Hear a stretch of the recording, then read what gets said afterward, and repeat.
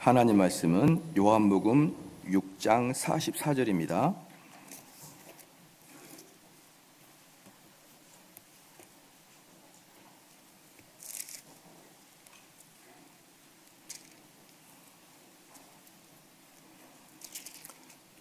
하나님 말씀은 요한복음 6장 44절 말씀입니다.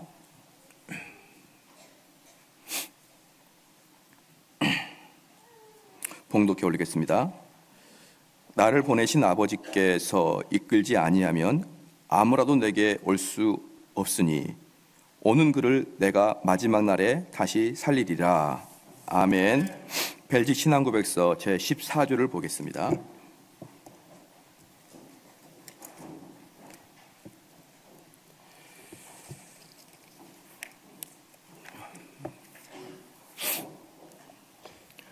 벨직 신앙고백서 제14조입니다.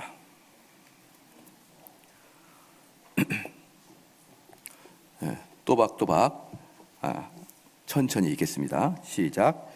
우리는 하나님의 사람을 흙으로 창조하시되 자기의 형상과 모양에 따라 만드시고 모든 일에 있어서 그의 뜻에 일치되게 사람의 뜻으로 하기 위하여 선하고 의롭고 거룩하게 지으셨다고 믿는다. 그러나 사람은 그러한 영예로운 상태에 있음에도 불구하고 자신의 영예로운 상태를 제대로 인식하지 못하였고 또한 자신의 탁월한 상태를 귀하게 여기지 않았다. 오히려 그는 악마의 길이로서 의도적으로 자신을 죄에 복종시키고 결과적으로 이때 사람은 자신이 받은 생명의 계명을 어기고 죄를 범하였던 것이다. 사람은 그의 죄로 인하여 참된 생명이신 하나님으로부터 떨어져 나옴으로써 그의 본성 전체가 부패하였다. 이 모든 일들로 인하여 그는 육체적으로 그리고 영적으로 죽을 수밖에 없게 되었다. 모든 면에서 사악하고 왜곡되고 부패된 인간은 과거에 하나님께로서 받았던 탁월한 소질을 다 단지 그 소질들의 흔적만 약간 남아 있게 되었다. 그 남은 흔적은 인간으로 하여금 인간의 죄악과 부패에 대하여 변명할 수 없게 하기에 충분한 증거가 된다. 성경은 우리에게 인간의 부패로 인하여 인간 안에 있는 어떠한 빛이라도 어둠으로 변하였기 때문에 그 빛이 어둠 속에서 빛을 내고 있으나 어둠은 그 빛을 깨닫지 못하였고 가르친다. 사도 요한은 인류를 어둠이라고 부른다. 그러므로 우리는 인간의 자유의지에 대한 교훈에 있어서 전적 부패와 상충하는 모든 교훈을 배격한다. 이는 이제는 사람의 죄의 노예가 하늘에 주신 것이 아니면 아무것도 받을 수 없기 때문이다. 예수께서 말씀하시기를 나를 보내신 아버지께서 나에게 이끌어 주시지 않으면 아무도 내게 올 수 없다고 하셨으니 누가 스스로 손을 하고 감히 자랑할 수 있을까? 육의 생각은 하나님과 원수가 되는 것을 안다면 누가 자신의 뜻을 영화롭게 할 수 있겠는가? 육에 속한 사람은 하나님의 성령의 선물을 받지 않는다고 하는데 그렇다면 누가 자신의 지식을 자랑할 수 있을까? 요컨대 우리의 능함은 우리 자신에게서 나온 것이 아니라 오직 하나님께로부터 나온 것임을 깨달을 때 누가 감히 어떤 것을 자신의 것이라고 주장할 수 있겠는가? 그러므로 사도가 말하는 것을 올바로 그리고 분명하고 확고하게 주장해야 한다. 그것은 하나님께서 자기의 선한 즐거움을 위해 우리가 뜻을 가지고 행동할 수 있도록 우리 안에서 일하신다는 사실이다. 이는 그리스도가 사람 안에서 역사하시지 아니하면 우리에게는 하나님의 생각과 뜻이 일치할 수 있는 생각과 뜻을 가질 수 없기 때문이다. 이에 그리스도께서는 너희가 나를 떠나서는 아무것도 할 수 없으리라고 우리에게 가르쳤다. 아멘. 우리가 이제 14조 인간의 창조와 타락 그리고 선을 행할 수 없는 부패에 관하여 이 선을 행할 수 없는 부패는 무엇을 이야기하냐면 인간의 전적 타락을 이야기합니다.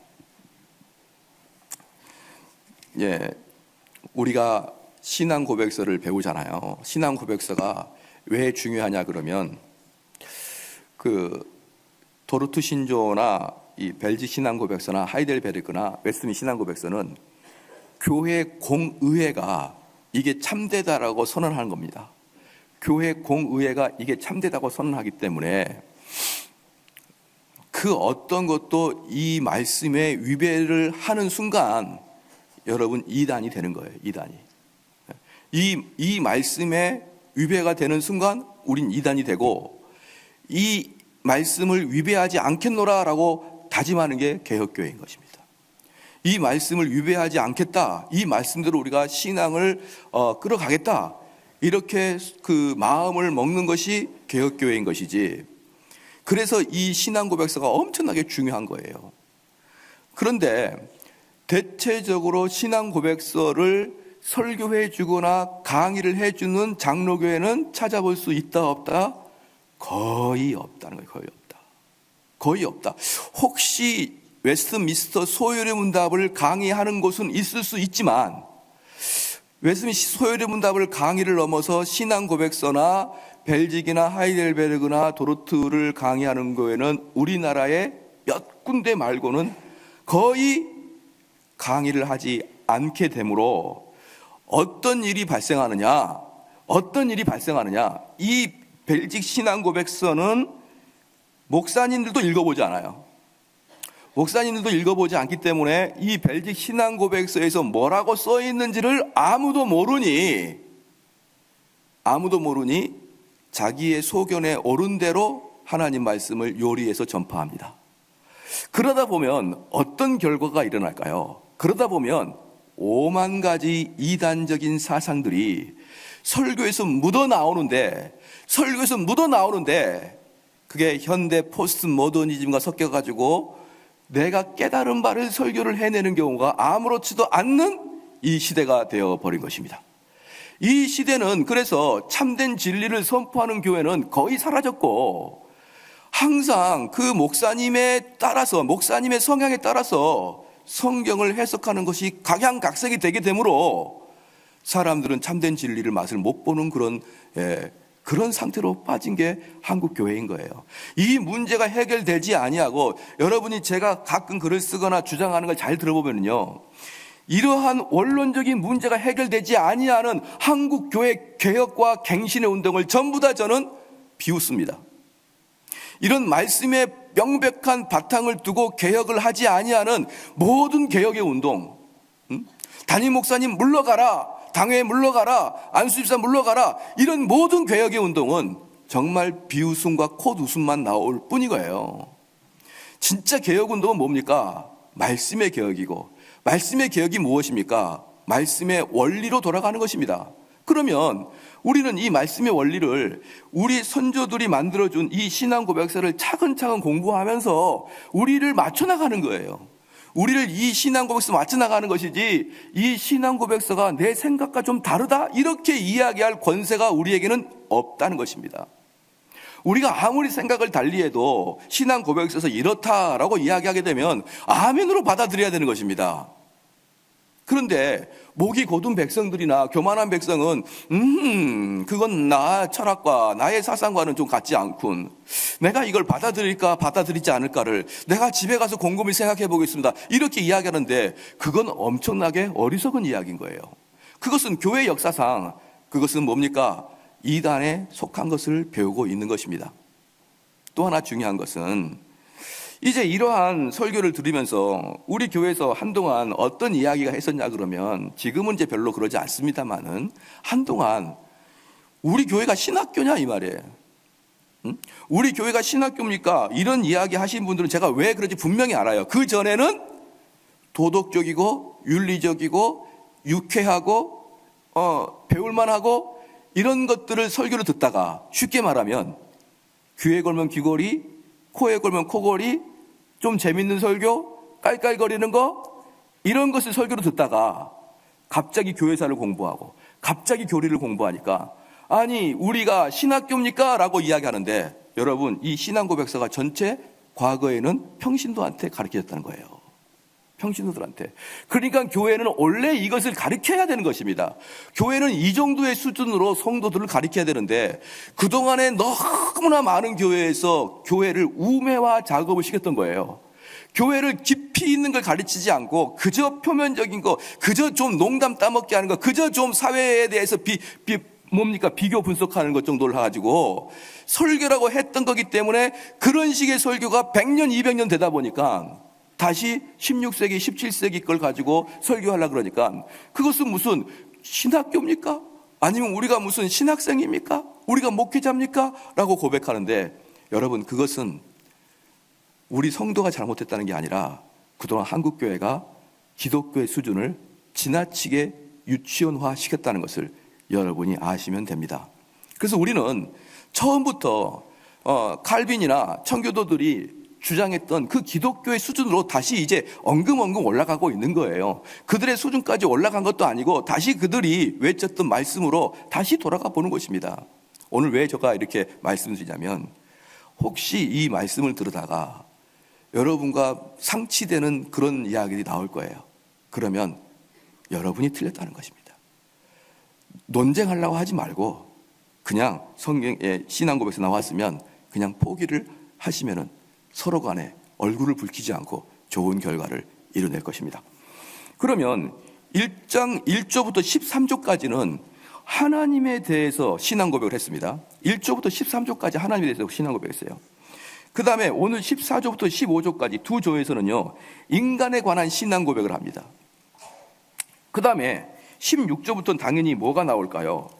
당연히 이제 우리 그리스도한테 가야 되는데, 우리 그리스도에게로 가기 위해서는 그 중간에 뭐가 있냐면 선택 이론이 나옵니다. 선택 이론이 나와요. 이 순서는, 자, 중요합니다. 이 순서는 우연의 일치로 순서가 만들어진 게 아니에요. 하나님, 인간, 예정, 예수 그리스도. 자, 하나님, 인간, 선택, 예수 그리스도. 이건 뭡니까? 시작. 구원의 핵심입니다. 구원의 핵심이에요. 이 순서 자체가 구원이에요. 그래서 구원을 이야기할 때는요, 언제든지 하나님 먼저 나와야 되고, 하나님이 얼마나 위대하신 분인가에 대한 우리가 깨달음이 있어야 되고, 그 다음에 하나님의 위대하심을 우리가 아는 즉시 인간이 얼마나 비참한 것을 깨달아야 됩니다. 여러분, 이런 식으로 말씀이 선포가 되지 않으면 구원은 이루어지지 않는다는 거예요. 이런 식으로 말씀이 선포되어지지 아니하면 구원이 이루어지지 않습니다. 즉, 이런 식으로 구원이 이루어지지 않는다는 것입니다. 하나님은 우리를 향한 놀라운 뜻이 있습니다. 하나님은 우리를 사랑하시고 우리를 당신의 아들로 삼으셨는데, 우리가 죄를 범함으로 말미암아 하나님과 우리 사이는 멀리 떨어졌습니다. 그런데 우리는 그 다리를 건너지 못하기 때문에 예수 그리스도라는 보혈의 피를 통해서 그 다리를 건넙니다. 그래서 우리는 예수 그리스도를 통해서 죄의 몸에서, 사망의 몸에서 부활의 몸으로, 지옥의 몸에서 천국의 몸으로 바뀌는 것입니다. 여러분, 이걸 믿으십니까? 이렇게 해서 구원이 안 된다고요. 속았죠? 이렇게 이야기하는 것은 구원하고 아무 상관없습니다. 구원은 뭐냐 그러면 하나님이 어떠한 위대하신 분인가를 알아야 되는 거예요. 이것은 단지 구원이 뭐냐는 그 지도일 뿐이지 구원과는 아무 관계가 없어. 이러한 것들을 내가 믿습니다, 받아들입니다, 그거랑 무슨 구원의 관계가 있습니까? 참 잘하는도다, 악한 마귀도 믿고 떠느니라. 그런 식으로 도식을 통해서 구원을 이룬다고요? 천만의 말씀입니다. 구원은 하나님의 위대하심을 알아야 되는 거예요. 그렇기 때문에 이 설교가 어떻게 나왔냐면 하나님이 얼마나 위대하신 분인가를 설교해야 되는 겁니다. 또 하나, 인간이 얼마나 타락했는가를 설교하는 게 구원이에요. 그게 바로 여러분들을 구원의 길로 끌고 가는 목회자의 스킬인 것입니다. 다시 말씀을 드리겠습니다. 우리 목회자들은 여러분들이 얼마나 내가 몹쓸 놈인지를 깨닫게 하면 할수록 여러분을 제가 구원으로 끌고 가고 있는 거예요. 그렇기 때문에 구원의 길은 이런 것입니다라는 걸 설명해 주는 게 아니라 우리 성도들이 얼마나 나쁜가를 매주마다 인식을 시키는 것이 여러분을 예수 그리스도에 끌고 간다는 걸 여러분 알고 계십니까? 그래서 하나님이 얼마나 위대하시다라는 걸 설명한 다음에 인간이 얼마나 악한 것이다 설명한 다음에 이런 악한 사람들이 어떻게 하나님을 선택할 수 있겠냐는 거예요. 이렇게 하나님을 싫어하는 백성들이 어떻게 하나님을 선택할 수 있느냐? 선택은 하나님이 하신다. 그래서 선택 이론이 세 번째 나오는 거예요. 그런 다음에 너희들은 도저히 그 문제를 해결할 수 없으니 오직 예수 그리스도를 너희들에게 소개하겠다. 그렇기 때문에요, 제가 늘상 말합니다. 당신의 설교에서 구원의 도가 있습니까? 이 뜻은 뭐냐 그러면요, 하나님을 드높이십니까? 그리고 성도들을 죄인으로 묶어 놓습니까? 그리고 해결책을 예수 그리스도를 제시합니까? 이게 구원의 설교입니다. 구원은 우리 주님 예수님 믿으니까 구원받아요, 이런 얘기는 안 하는 거예요. 여러분 좀 이해가 되십니까? 그런데 제가 들어보는 한국교회 목사님들의 설교는요, 모르겠습니다. 어떤 분들은 그런 분들이 있겠죠. 근데 제가 한국 목사님 설교를 들으면 심장이 쫄깃쫄깃하게 설교하신 분들이 없어요. 그러면 여러분, 그 목사는 성도를 구원의 길로 끌고 가지 못합니다. 여러분 분명히 알아야 돼요. 만약에 여기서 목회를 하시고 싶거나 아니면 성경 공부를 인도하고 싶은 사람들은 하나님 말씀 가지고 앞에 있는 백성들을 아예 난사를 시켜야 됩니다. 너희들이 이 말씀대로 살고 있니? 너희들이 이 말씀이 너희들 속에 일어나고 있느냐? 라는 것을 한 사람 한 사람 양심에다가 따발총 쏘듯이 싸서 도저히 자기 스스로는 너무 추하다는 걸 깨닫고 예수 그리스도만이 답이구나 라는 것을 본성적으로 느끼도록 우리 목회자들은 그렇게 하는 거예요. 그래서 어느 순간인가 어떤 목사님과 대화 중에서 제가 그런 거예요. 그 목사님이 저한테 했던 말이, 정 목사님, 제가 정 목사님의 설교를 유튜브에서 쭉 들었어요. 참 정 목사님 설교가 대단하고 좋습니다. 그런데 그건 정 목사님의 스타일이고, 그건 정대훈 목사님의 스타일이고, 자기는 한 주간 동안 힘든 사람을 위로해 주는 설교를 하면 안 됩니까? 다 똑같이 정 목사님처럼 해야 됩니까? 정 목사님처럼 하는 사람도 있고, 나처럼 일주일 내내 힘든 사람을 교회에서 위로 좀 해주면 안 됩니까? 라고 이야기하더라고요. 그래서 제가 그분한테 그랬어요. 목사님은 설교가 뭔지를 몰라서 그럽니다. 목사님은 구원의 도가 뭔지 몰라서 그렇게 얘기합니다. 누군들 목사님처럼 입을 열어서 위로를 못 해줄 것 같습니까? 여러분 분명히 깨달으십시오. 구원이 이루어지는 교회, 구원이 선포되는 교회는 하나님의 위대하심과 인간의 비참함이 동시에 선포되는 교회입니다. 그러지 아니하면 어떤 위대한 강이더라도요, 우리를 그리스도한테 끌고 갈 수가 없습니다. 이 순서 잘 기억하십시오. 하나님이 나왔습니다. 인간이 얼마나 비참한지 나왔습니다. 너희들이 얼마나 비참하냐면 너희 스스로 하나님을 선택할 수도 없을 만큼이나 비참하다. 그러니 하나님이 너희를 선택해 준다. 그리고 예수 그리스도가 이런 분이다. 이걸 되풀이 설교하는 게 구원으로 나가는 설교입니다. 할렐루야. 성경 가르치신 분도 이걸 꼭 기억하십시오. 여러분의 말 속에, 여러분의 성경을 가르치는 그 말 속에 칼날이 있어야 되고, 양나리선 검이 돼야 되고, 여러분의 말씀을 듣는 자들이 심장이 쫄깃쫄깃해지도록 여러분 말씀에 칼날이 서 있어야 됩니다. 그것이 하나님 말씀을 맡은 자들에게 주어지는 의무이고 권세인 것입니다.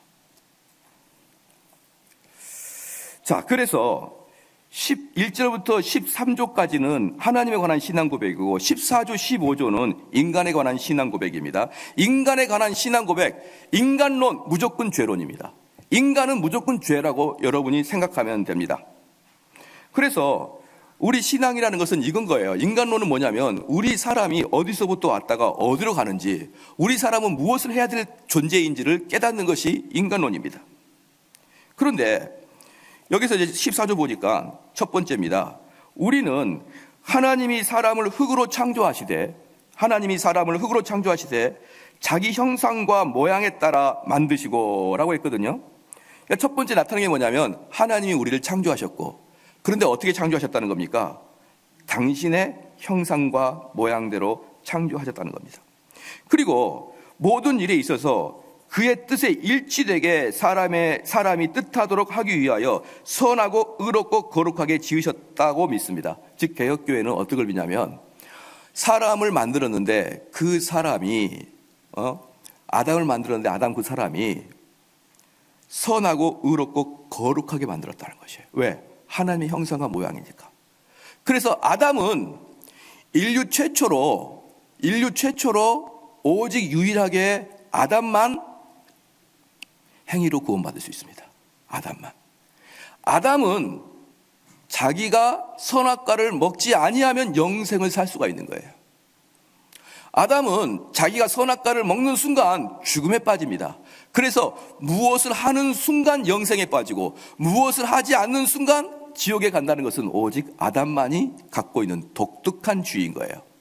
아담을 제외하고는요, 어떤 사람이든지 행위로 구원받지 못하는데, 아담은 자기가 선한 의지를 가지고 하나님께 순종하게 되면 영생에 이를 것입니다. 그러므로 사랑하는 성도 여러분, 아담은 구원을 얻는 데 있어서 자유의지가 있었던 것입니다. 자유의지가 있었던 것이죠. 그래서 이제 좀 더 읽어보면요, 23쪽에 그러나 사람은 그러한 영예로운 상태에 있음에도 불구하고 자신의 영예로운 상태를 제대로 인식하지 못하였습니다. 이게 왜 그러냐면요, 히브리서 2장 7절 말씀에 사람을 영광과 존귀로 관을 씌웠다 이렇게 표현하거든요. 또 다윗은 시편 8편 5절에 그를 하나님보다 조금 못하게 하시고 영화와 존귀로 관을 씌우셨다 이렇게 얘기했거든요. 그럼 영화와 존귀로 관을 씌웠다라는 뜻은 뭐냐 그러면요, 하나님이 이 세상을 창조하신 다음에 이 세상 만물을 아담 네가 나 대신 다스려라, 이게 관이란 뜻이에요. 하나님은 천상의 왕이시고 이 천상의 왕을 대표해서 아담 너가 내가 만드는 모든 것을 다스려라, 네가 분봉왕이다 라고 말하는 것이 관을 씌우셨다라는 뜻이거든요. 그런데 바로 아담이 이런 존귀한 자리를 귀하게 여기지 못했다라는 것입니다. 그래서 이 아담은 다스릴 자, 하나님의 대리자로 이 세상의 피조물을 다스리고 그의 형상을 드러내기 위하여 영광과 존귀로 관을 씌운 최초의 사람이었습니다. 사람은 하나님의 형상을 한 대리자로서 하나님을 알고 그 다음에 하나님을 섬기고 하나님의 통치 아래서 자기가 만물을 다스리는 자로 우리 인간은 만들어졌습니다. 다시 말씀드립니다. 하나님을 알고 하나님을 섬기고 만물을 다스리는 자로 하나님은 우리 인간을 만드셨습니다. 할렐루야. 그러면 하나님을 알고라는 개념은 선지자의 역할이고요, 하나님을 섬기고 하나님을 예배한다는 것은 뭐냐면 제사장의 역할이고, 만물을 다스리는 것은 왕의 역할입니다. 그래서 하나님께서는 우리에게 선지자요, 제사장이요, 왕의 세 가지 직분을 우리 인간에게 주었습니다. 그리고 그는 영적이고 도덕적인 면에서 하나님을 따라 의와 진리와 거룩함으로 지음을 받았기 때문에 우리 사람들은 하나님처럼 이 땅을 살 수가 있었습니다.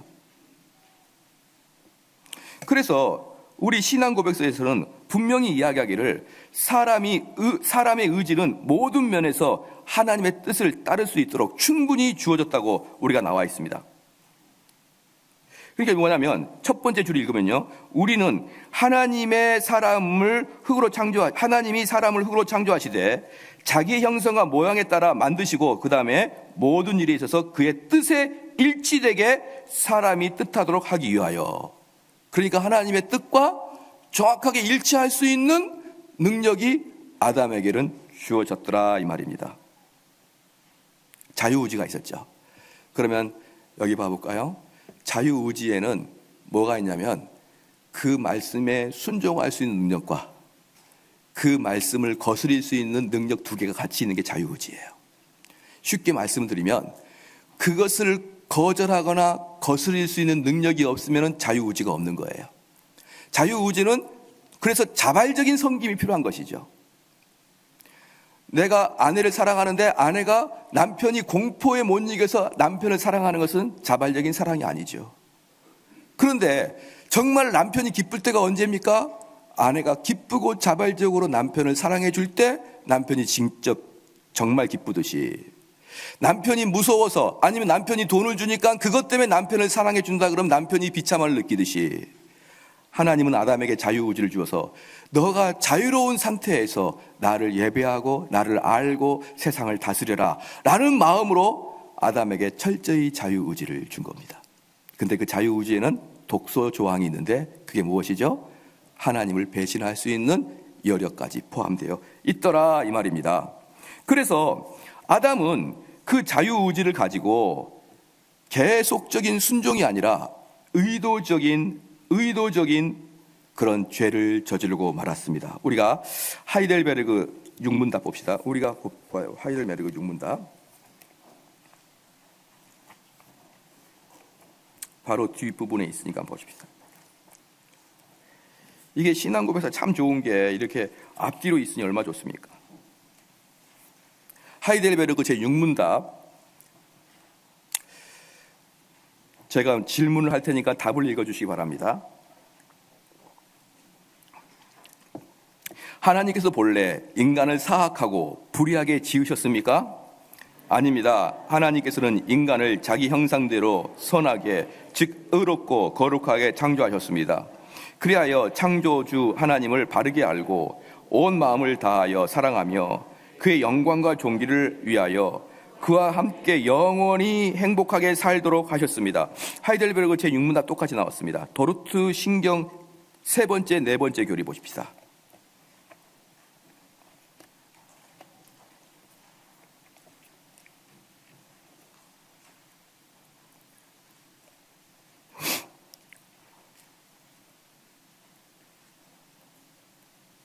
도르트 신경 3번째, 4번째 163쪽입니다.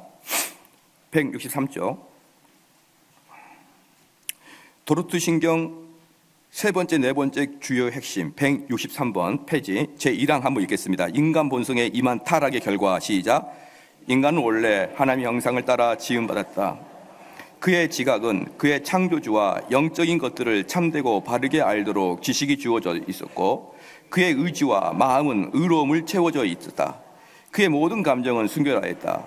이에 전인이 참으로 거룩하였다.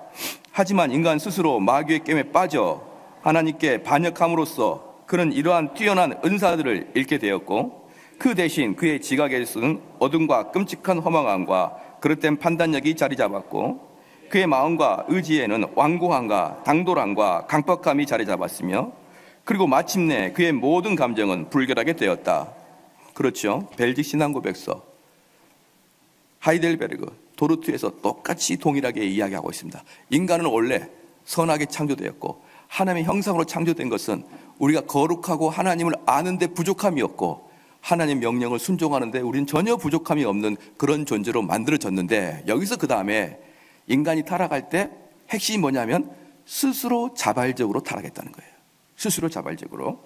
그래서 두 번째 이제 사람의 타락을 보겠습니다. 사람의 타락인데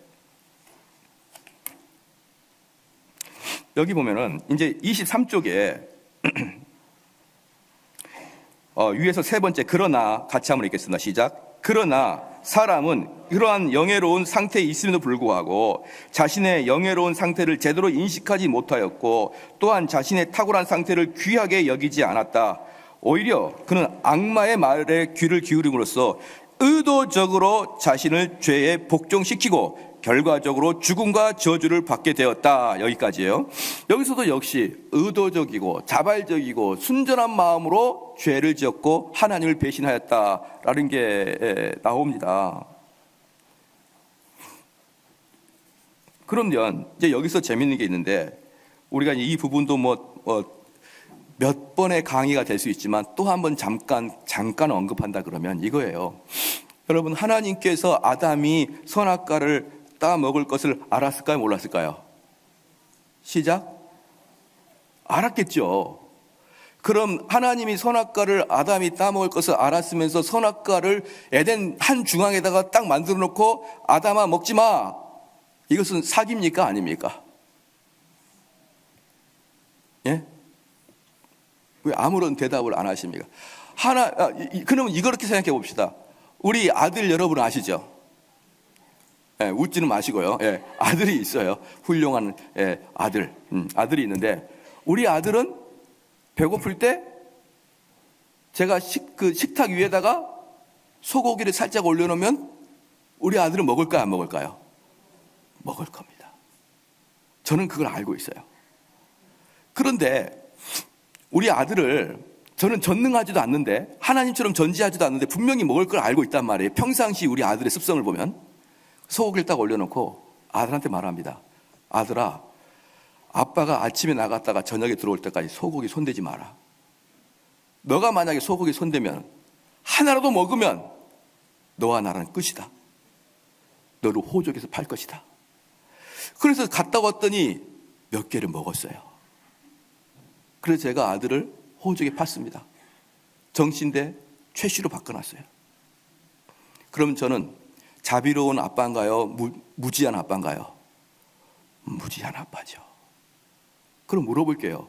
하나님은 아담이 선악과를 먹을 걸 알았습니까? 몰랐습니까? 그러면 선악과를 가운데 세우는 것은 이건 뭡니까? 시작. 그래서 해석하지 말라는 겁니다. 신비라고. 그건 신비다. 하나님의 예정하신과, 지난번에도 말씀드렸죠. 하나님의 예정하신과, 하나님의 작정과 하나님의 섭리와 인간의 책임을 혼동하지 마라. 인간은 무조건 죄지면 벌받는다. 하나님, 이 아담이 그렇게 항변할 수 있잖아요. 하나님이 죄가 먹을 걸 뻔히 알면서도 어떻게 에덴 가장자리도 아니고 어디 숲을 넘어서도 아니고 에덴 한가운데다가 선악과를 만들어 놓고 제가 먹을 걸 뻔히 알면서 하나님이 그거 먹지 말라고 하는 것은 지나친 거 아닙니까? 라고 아담이 하소연할 수 있지 않습니까? 근데 아담은 전혀 하소연하지 못합니다. 여러분, 이게 하나님의 섭리와 여러분의 책임을 절대 혼동하지 말기를 주님은 축원합니다. 이거 그럼 어떻게 해석합니까? 하나님한테 가봐야 해석이 되는 것이지, 이 땅에서 여러분이 이거 해석하려고 하면은 이거 이단에 빠지고 말아요. 이단에 빠지고. 우리는 뭐만 하면 됩니까? 시작. 죄만 짓지 않고 살아가면 되는 거예요.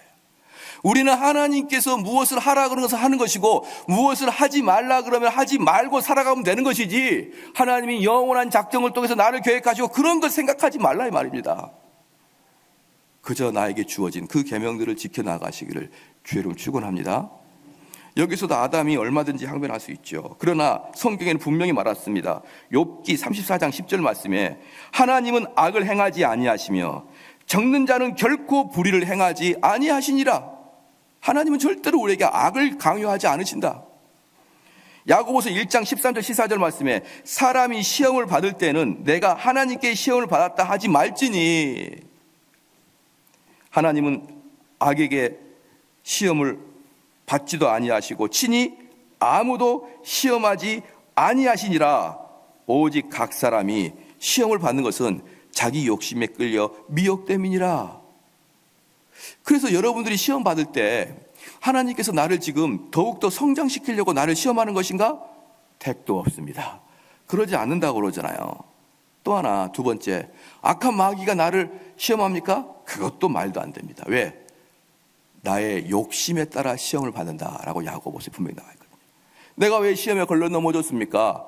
마귀가 시험한 게 아니라 악한 나의 육의 욕정이 나를 시험하고 걸려 넘어가는 것이지 남의 탓하지 말라는 것입니다. 하나님이 시험하는 것도 아니고 마귀가 시험하는 것도 아니고 바로 내 자신이 욕망이 있어가지고 시험에 걸려 넘어지고 있다는 것을 야고보서는 분명히 말하고 있습니다. 자, 세 번째, 그럼 그 타락의 결과가 뭡니까? 두 번째 뭐죠? 여러분들이 하나님의 예정 같은 거 생각하지 말라. 이 부분에서 예정 같은 거 생각하지 말라. 결코 나에게 주어지는 책임을 조금이라도 남에게, 특별히 하나님에게 전가하지 마라. 모든 죄의 책임은 내가 지는 것이다 이 말이에요. 내가 지는 것이다. 세 번째, 타락의 결과입니다. 신앙 고백은 뭐라고 여기냐면은 오늘 읽었던 24쪽 맨 위에 의도적으로 자신을 죄에 복종시키고 결과적으로 죽음과 저주를 받게 되었다. 이때 사람은 자신이 받은 생명의 계명을 어기고 죄를 범하였던 것이다. 사람은 그의 죄로 인하여 참된 생명이신 하나님으로부터 떨어져 나왔습니다. 그의 본성 자체가 부패되었습니다. 그 모든 일로 인하여 그의 육체적으로 그리고 영적으로 죽을 수밖에 없는 것입니다. 자, 봅시다. 타락의 결과 크게 두 가지로 나눠지는데, 이제 이때부터 조금씩은 이제 교회사로 들어갈 거예요. 타락하게 되면 반드시 죽을 것이다, 이렇게 얘기했거든요. 첫 번째는 타락의 결과 그의 죄로 참된 생명이신 하나님으로부터 떨어져 나온 사건이 경험된 것입니다. 이게 바로 죽음의 본질이에요. 여러분, 죽음의 본질은 하나님과 떨어진 것입니다. 만약에 여러분들께서 집에 작은 아이들을 남겨놓고 남편과 같이 어디 해외여행을 일주일 동안 한번 다녀와 보십시오. 일주일 동안. 그러면 그 아이에게는 그 집이 지옥과 같아요. 누가 없으니까? 부모님이 없으니까. 그러면 우리 타락의 결과가 어떻게 되느냐? 이 아이들 품에서 부모님이 없어지듯이 이 땅이 엄청나게 무섭고 이 땅의 삶이 의미가 없고 그런 존재가 된다는 것입니다. 그런 존재가. 아무리 자기가 소꿉장난 놀고 엄마가 있으나 없으나 상관없이 자기가 재밌게 노는 아이일지라도 옆에 엄마가 있어야 그 일이 가능한 거예요. 한참 재밌게 놀고 있는데 엄마 아빠가 없어요. 그럼 그 아이는 지금까지 놀고 있던 모든 장난감을 던져버리고 앙앙 울기 시작하지요. 그것처럼 타락의 첫 번째 결과는 뭐냐면 그 타락한 자에게 하나님이 사라지고 없이 된다는 것입니다. 사랑하는 성도 여러분, 여러분이 기도할 때 하나님이 여러분 옆에 없어져 보이고 저 멀리, 안개 넘어 저 멀리 어딘가는 있는 것 같은데 나와 동행하지 않고 나를 지켜보지 아니하고 나에게 힘주시지 아니하고 그렇게 느껴진 이유는요, 우리가 죄를 지어서 그래요. 죄를 지어서. 죄를 짓는 순간 하나님 우리 사이에 보이지 아니합니다. 기도할 때, 목사님 나는 수요일날 기도할 때 너무나 지겹습니다. 50분 동안 어떻게 기도합니까? 여러분, 죄를 지어서 그러는 거예요. 죄를 지어서. 그 하나님이 도대체 옆에 계시는지 느껴지지가 않거든요. 느껴지지가 않는데 어떻게 눈을 감고 40분, 50분 동안 입을 떠벌떠벌 열면서 기도할 수 있을까요? 내가 기도하지 못하는 것, 내가 하나님이 내 옆에 있다고 느껴지지 않는 것, 그건 죄의 결과물입니다. 그래서 기도가 안 되시고 하나님 나와 동행하시는 게 느껴지지 않는 자들은 회개를 철저히 하셔야 될 것입니다. 두 번째는 뭐냐 그러면, 첫 번째는 그의 죄로 참된 생명이신 하나님으로부터 떠났고, 두 번째는 뭡니까? 자신의 본성의 전체 부패를 나타냅니다. 그러니까 여기서 지금 위에서 세 번째 줄에 보면 사람은 그의 죄로 인하여 참된 생명이신 하나님으로부터 떨어졌어. 첫 번째 그거예요. 두 번째, 본성 전체가 부패했다는 것입니다. 이게 바로 우리 개혁교회 그렇게 중요한 전적 타락의 교리예요. 전적 타락의 교리. 그래서 창세기 6장 5절 말씀에 그의 마음으로 생각하는 것이 항상 악할 뿐이라.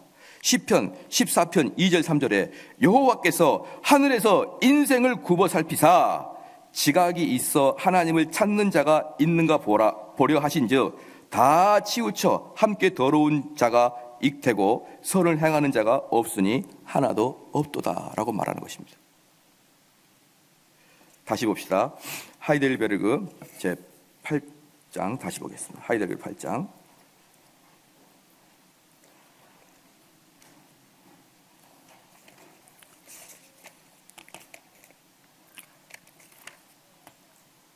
하이델베르그 제8문입니다. 8문 제가 문제를 읽을 테니 답을 읽어 주십시오. 71쪽에 있죠.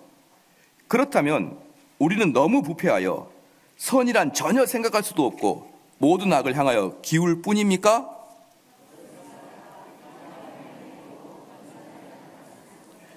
여러분 동의하십니까? 이 생각이 여러분과 다르면 여러분이 틀린 거라고요. 이게 맞아요. 그러면 자 봅시다. 거듭나지 않는 자는 선을 행할 수 있다 없다? 없다. 아시겠죠? 그렇기 때문에 우리는 믿지 않는 사람이 선을 행할 때 참 좋은 일 했다 그렇게 말하지 말길 바랍니다. 그것은 선이 아니에요. 그들 나름대로는 선인데 우리 성도들까지, 우리 믿는 사람까지 믿지 않는 자들의 선행을 칭찬하고 환호하고 좋아하면 안 됩니다. 여긴 분명히 말합니다. 거듭나지 않는 자들은 어떠한 선도 행할 수가 없다.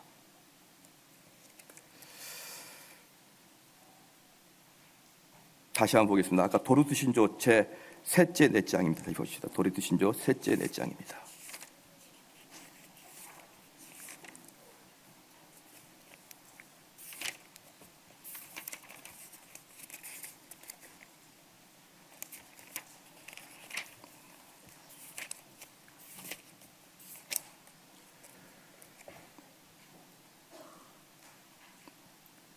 도르트 신조 셋째 넷째 항에서 제 1항 보시죠. 중간에 하지만 있지 않습니까? 거기서 같이 한번 읽겠습니다. 시작. 하지만 인간 스스로 마귀의 깸에 빠져 하나님께 반역함으로써 그런 이러한 뛰어난 은사들을 잃게 되었고, 그 대신 그의 지각에는 어둠과 끔찍한 험악함과 그릇된 판단력이 자리 잡았고, 그의 마음과 의지에는 완고함과 당돌함과 강박함이 자리 잡았으며, 그리고 마침내 그의 모든 감정은 불결하게 되었다. 그러니까 하나님을 알지 못하는 모든 인간들을 거의 뭐라고 봅니까? 시궁창으로 보는 거예요. 시궁창으로. 그러니 사랑하는 성도 여러분요, 자 다시 한번 보겠습니다. 여러분들이 존경할 분들은 항상 성도여야만 됩니다. 항상 성도여야만 돼요. 누가 제일 존경 쓰십니까? 라고 할 때 거듭난 성도들 중에 그 대상이 있어야 되는 거예요.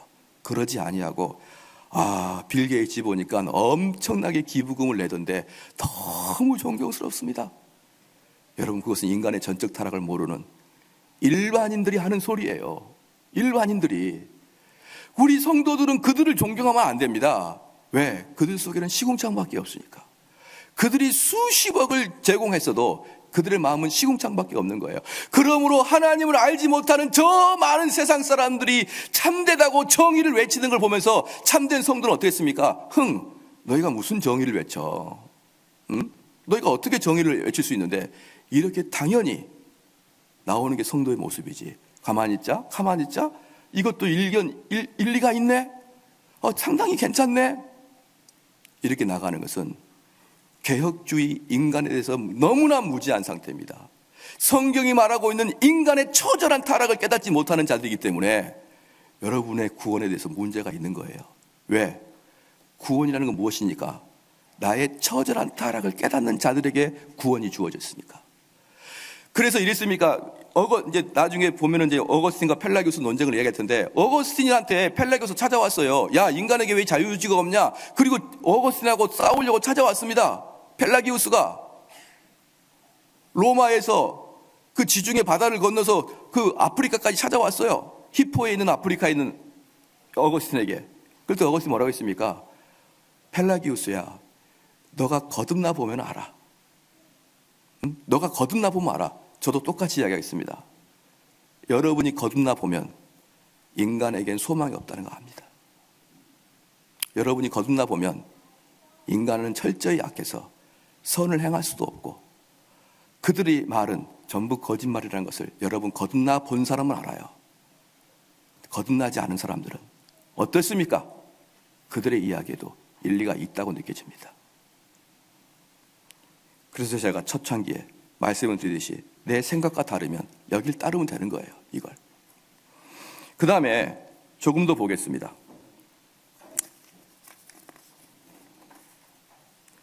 그러면 이제 이게 전적 타락의 내용이었고요. 셋째는 뭐냐면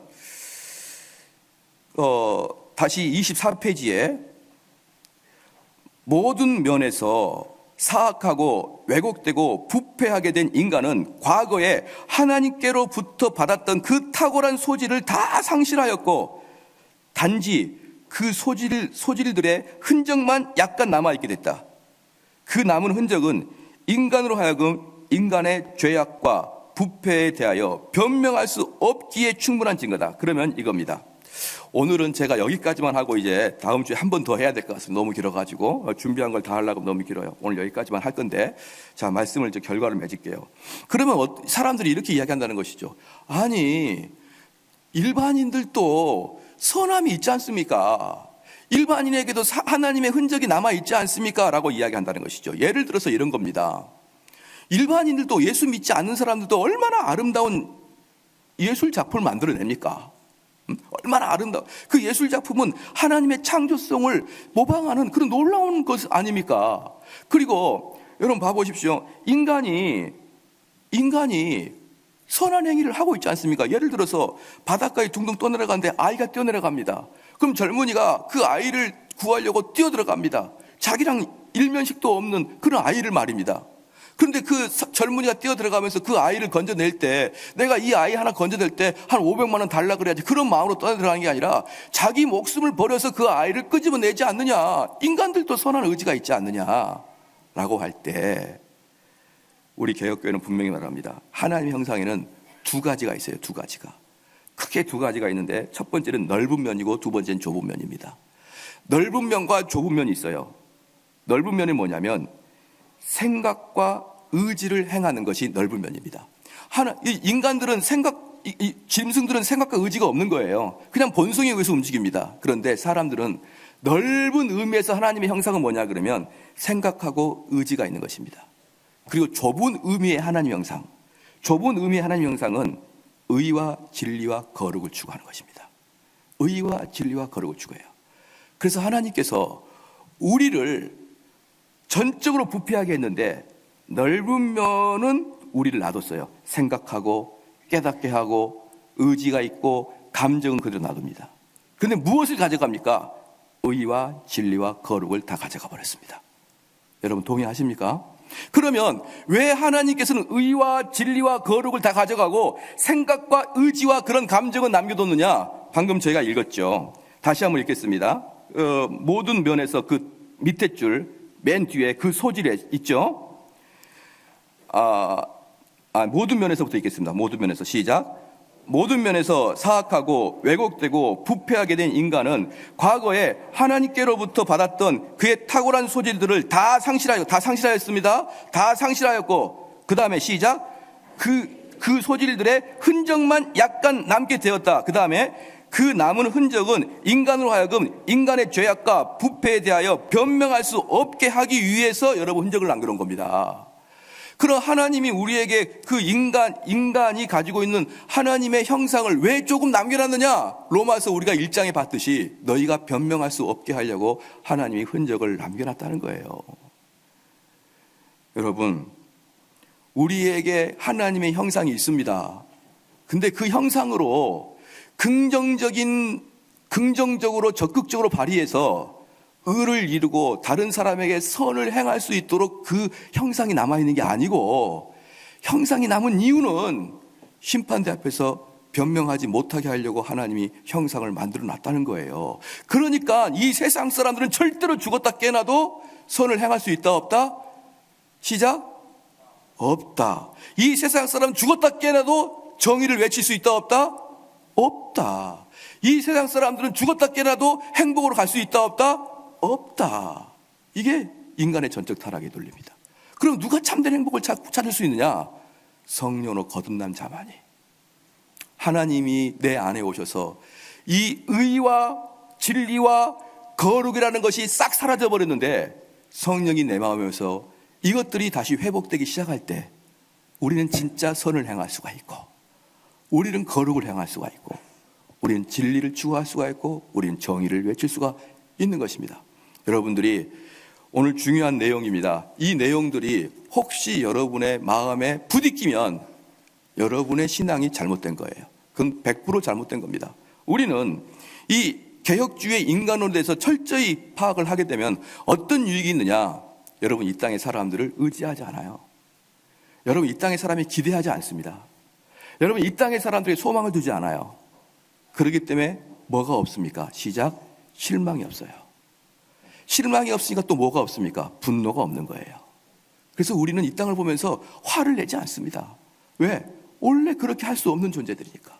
그래서 진짜 우리가 이 땅에 소망을 품지 않으면 않을수록 우린 더욱더 인내의 사람이 되는 것이고 더욱더 인격적인 사람이 되는 것입니다.